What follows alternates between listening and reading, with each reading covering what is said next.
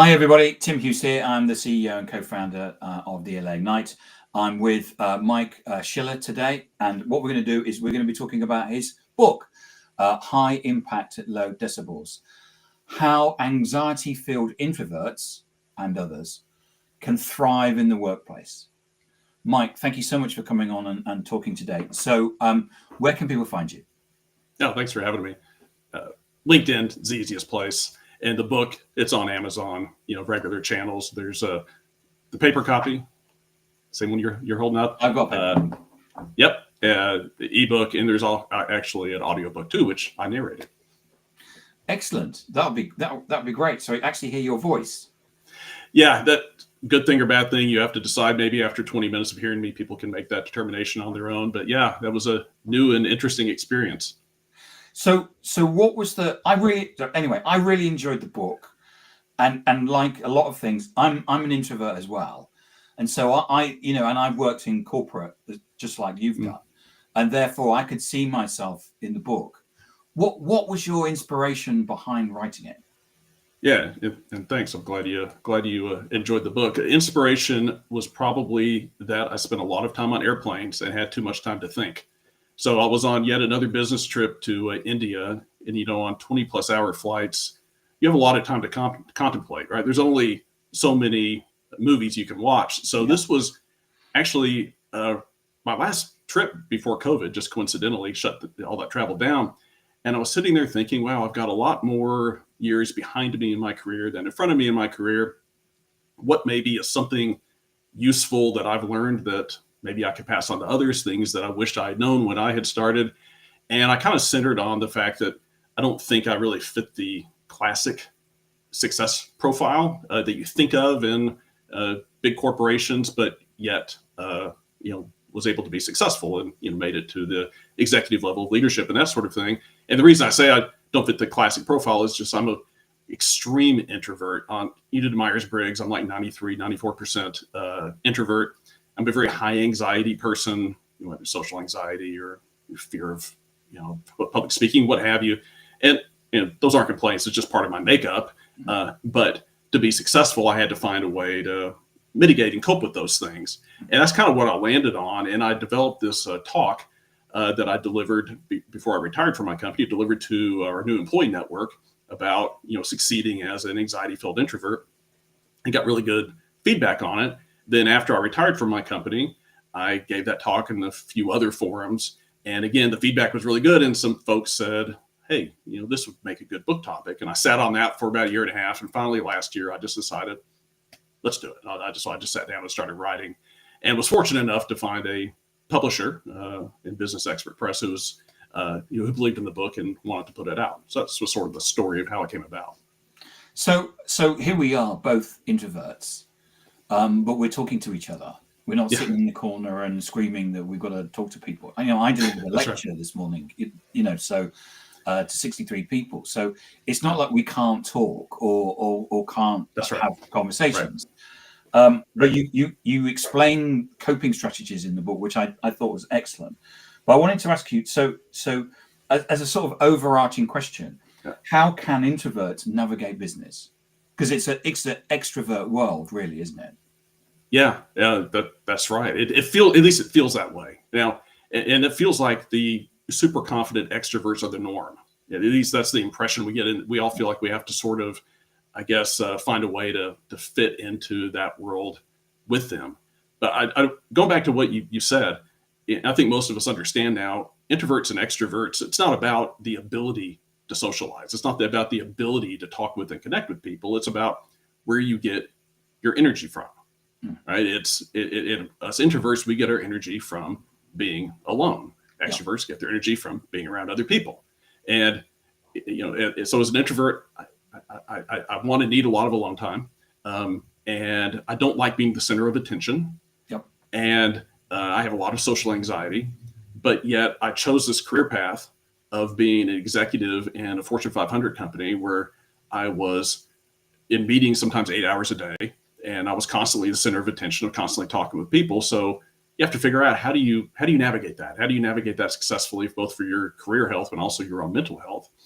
And one of the things I did in the book, I tried to, on all these sorts of challenges, I tried to have this framework of wish versus reality, Yep.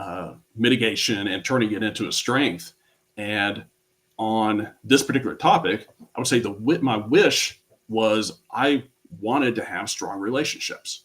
I know that they are important for me to be successful in work, but also they're important for just personal happiness, right? Having friends and relations and that sort of thing is really important for our mental health. So that was my wish. But the reality is, again, as an extreme introvert with social anxiety, it's very stressful and draining for me. And so my default nature is I want to be alone. My default is I want to maximize alone time. I could be, I love my friends, love my family, I love spending time with them, but I could be alone and not see a soul for 2 weeks, and I'd be perfectly happy, right? I wouldn't be sitting there thinking, oh, wow, I need some interaction. I mean, there's really no limit to the amount of alone time I'm happy with. But again, that's not a formula for success or really happiness. So I had to figure out how do I mitigate that? And for me, early in my leadership career, I did kind of an inventory of strengths. Like, okay, what are strengths I have that'll help me? And one of them is I'm super organized and I'm super task oriented, right? Very high on the responsibility chart. If I say I'm going to do something, it will get done, even if I just made the commitment to myself. So I said, well, okay, well, can I do something with that? And I decided, well, I can turn relationship building into a task. So, instead of it just, realizing I'm not going to just naturally go socialize, how do I put some structure around that? So I would make a list. In any job I had, I would make a list of who are the people that are important for me to have good relationships in this job. People that report to me, my boss, my peers, my stakeholders. And I would, for each of them, develop a process. How do I build and maintain relationships with these folks? And a lot of it would be just regularly scheduled one-on-ones, right? Just having a structure where, okay, we're going to get together every 2 weeks, right? And catch up on status of things and what have you. Or maybe once a month, let's go out to lunch or go grab coffee. Or if it's a big group of people, I have periodic roundtables, with members of the team. Or even just putting something on my calendar, like, 9 to 10 a.m. will be walking around time. The whole management by walking around concept. Because I'm never going to be sitting there and think, I just want to go walk around and talk to people. I'm going to be sitting there and think, oh, good, I'm alone. I'm going to catch up on emails. So I put on my calendar for this hour, I'm going to go walk around and catch up with people. So it's putting that structure in place that, helped mitigate my default nature. But then, having time with people is just one part of it. The second is actually taking advantage of that time to form relationships. So I also had to mitigate that my, again, default nature is to be alone, which means my default nature is when I have a meeting, I want it to be as efficient as possible. We've got these 3 agenda items. I walk in and I'm like, okay, Tim, agenda item number 1, number 2, number 3. Okay, good. We're done. Let's leave. Well, that's not, again, communicating to people that you actually care about them as human beings, which I do, and that they're valuable, to you as something besides just a resource. So for me, again, being a very structured person, it was as simple as having in my head that for all but the most formal of meetings, the first few minutes are just chit chat, right? Or catching up on something personal, and just knowing going in that that's the first part of the agenda. And then we move on to other things. So you're actually using that time to build authentic relationships. So again, you have the wish, want to build strong relationships. The reality is it's tough for me as an introvert with social anxiety. Mitigation are the steps we talked about. Then the interesting thing is how it can be turned into a strength because of the fact that I was so intentional about building and developing those relationships that actually became a strength. Building relationships actually became a strength. Because one of the things that you talk about in the book is about public speaking, which I know when I was very young, it would scare me, and then I was very lucky. I went and did a graduate training scheme at a corporate where they actually taught you how to do presentations, which set me up for the rest of my life. And it's ultimately this is some sort of presentation. But it was interesting where you actually in the book you explain a process that you came up with, wasn't it, for public speaking? Yeah, exactly. My wish was to never, ever speak in public ever. That'd be my wish. It's just don't want to be the center of attention. But the reality was it was part of my job. And I was very mediocre at it. And I kind of earlier in my career had another mediocre presentation, and I was like, I'm tired of this. I'm going to conquer this. I'm going to become good at it. And now you mentioned training, and that's a we started getting mitigation. That's a hugely helpful thing. I had some public speaking training courses. I also realized, again, self-awareness is that I don't think I'm the best extemporaneous speaker. Okay. But I can be pretty good if I'm prepared.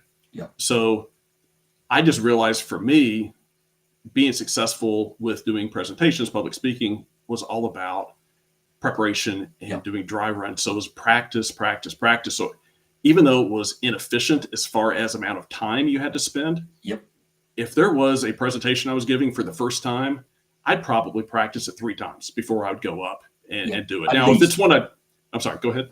I was going to say, if for me, I just do dry run after dry run after dry run after dry run.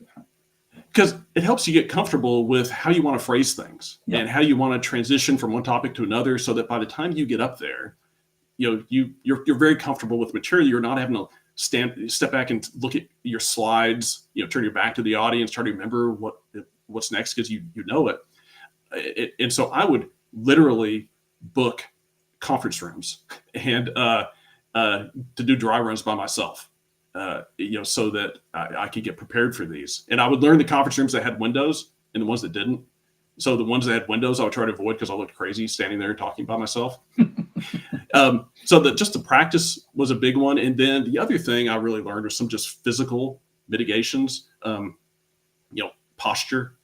There's this great TED talk by Amy Cuddy where she talks about, your posture has an impact on your confidence levels, right? And reducing stress, increasing confidence. So I would make sure when I was getting ready to go talk, I would get broad, shoulders broad, feet apart, and I try to maintain that stance during the presentation, as well as doing breathing exercises ahead of time. I would do the 4-7-8 breathing. Breathe in for 4 seconds through your nose, hold it for 7 seconds, breathe out 8 seconds through your mouth, because I just find that would calm me down and reduce stress levels. So in the book, I talk about some others. I know we want to be able to talk about other topics, but just try to put together some very specific mitigation and preparation steps so that I felt confident. But the last one I want to mention was what I call the immersion, the extreme measures, which is I want to conquer this. I need to conquer this. So I started signing up to speak at conferences.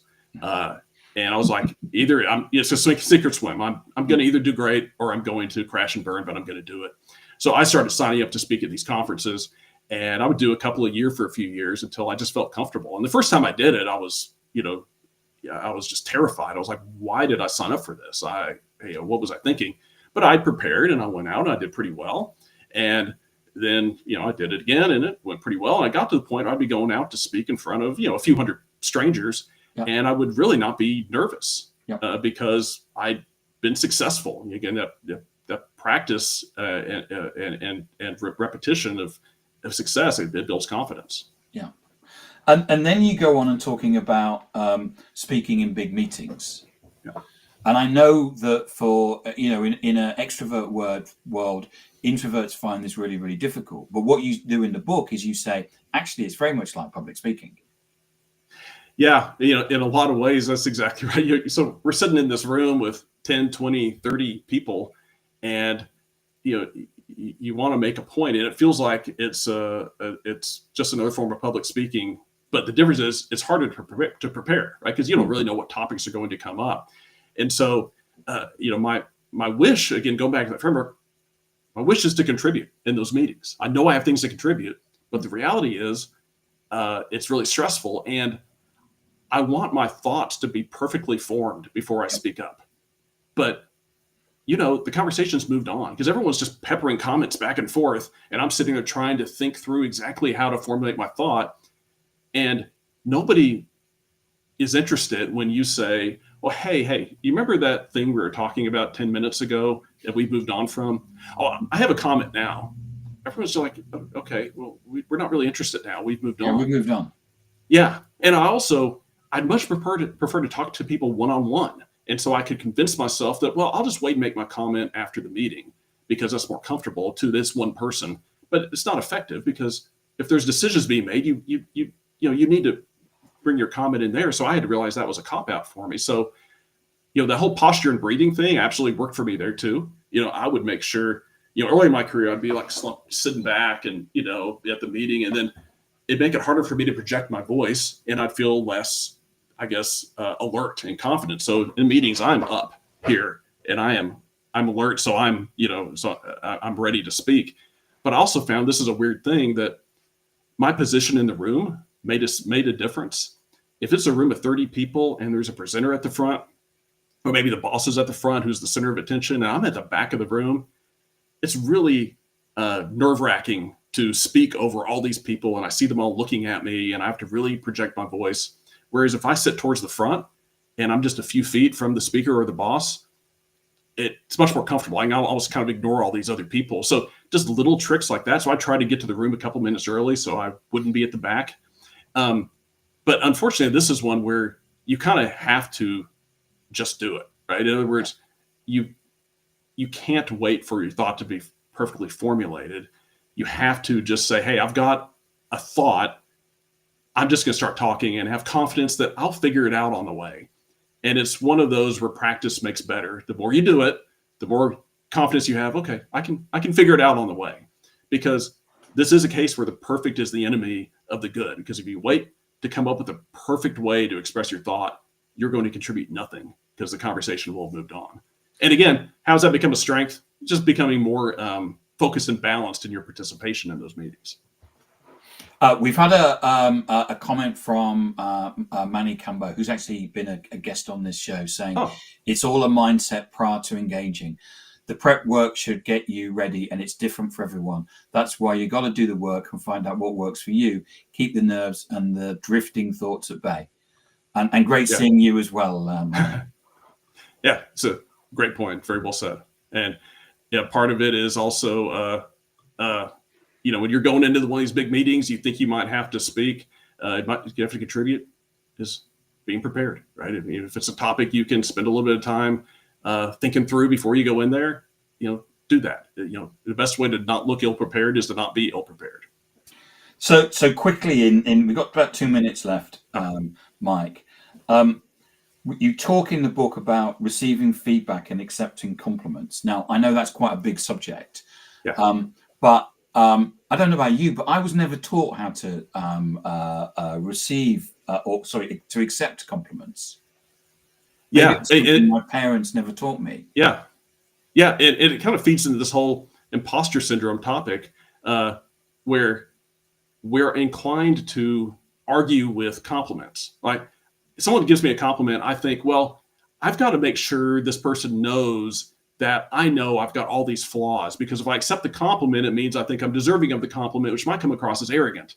And so I start arguing with the compliment. So, yeah, that's nice of you to say, but, I know I'm terrible and I did this wrong. And what I realized was, one, that is just, feeding into my imposter syndrome and my low self-confidence, but also it's disrespectful to the person who gave me the compliment, because they're giving me a compliment sincerely and I am basically slapping it down and arguing with them. So one of the very, very tactical things I learned was, when I get a compliment, just say thank you, I really appreciate that, and stop talking. I think that's really good advice. And in terms of receiving feedback, in 30 seconds. The key is not to get into an apology spiral, because you start beating yourself up, and also not to get defensive because you don't want to have another mistake added to your list. It's just get clarity on the feedback, but don't ever argue it in the moment. Make sure you understand it, and then take an action-oriented approach of what can and should I do differently related to this feedback. And again, don't get into a self-flagellation cycle. Just take an action-oriented approach of what can I do differently with this feedback, and thank the feedback giver. And the key thing is to listen, isn't it? Which is that's right. And as you say, not to argue with it. That's right. Don't ever argue with the feedback in the moment. Just understand it. Mike, thank you so much for coming on today and talking about your book, High Impact at Low Decibels, How Anxiety-Filled Introverts and Others Can Thrive in the Workplace. And if we wanted to get a copy, we could get one from Amazon. Amazon's the best place to go. Yeah. And Mike, where can we find out more about you? LinkedIn is really the best place. I don't have a website, but I'm on LinkedIn, and feel free to reach out to me. Okay, Mike, thank you so much for coming on. Great book. Thank you, Ted.